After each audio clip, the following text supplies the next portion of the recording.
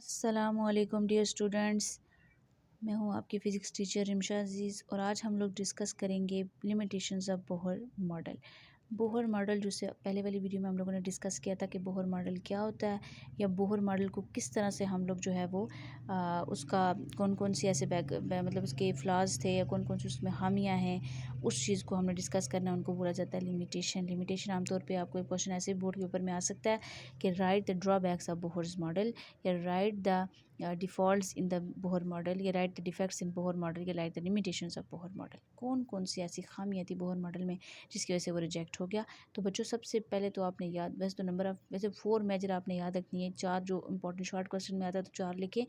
पहली बात जो आप लोगों ने पढ़ी वो क्या है, this model is applicable to only simplest atom like hydrogen helium and lithium, कि सिर्फ सिंपलेस्ट मॉलिक्यूल्स के लिए एप्लीकेबल था। बड़े मॉडल्स को जब एक्सप्लेन करना हो, उनका स्पेक्ट्रम देखना हो, उनका हम लोगों ने अगर बिहेवियर स्टडी करना है वेव का, तो हम कैसे स्टडी करेंगे, इस चीज़ को इसने एक्सप्लेन नहीं किया।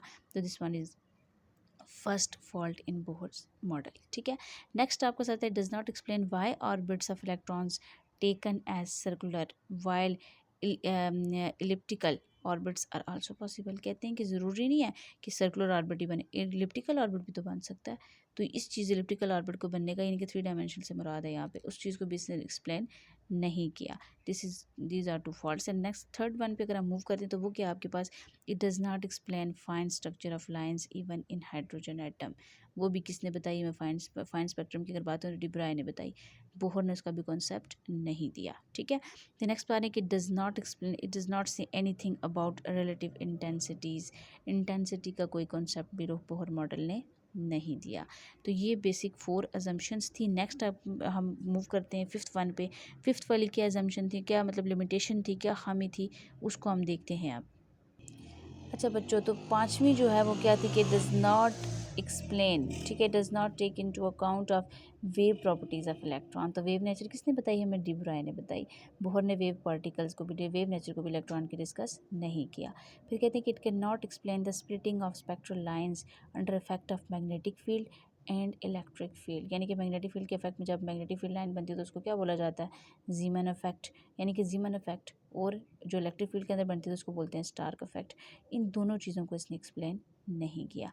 फिर 7th वन बता रहे हैं कि इसमें it could not explain the ability of atoms to form molecules by chemical bonds. Chemical bonding का कॉन्सेप्ट सिंपल फॉर्म में सिंपल लिखेंगे, does not give the concept of chemical bonding. Chemical bonding का concept नहीं दिया, ionise state को study किया सिर्फ। ठीक है, नेक्स्ट वो बता रहे हैं कि आपस एंगुलर मोमेंटम जो उसने कहा कि वो इंटीग्रल मल्टीपल है, जबकि वो वैलिड नहीं है क्योंकि समटाइम एंगुलर मोमेंटम 0 होता है।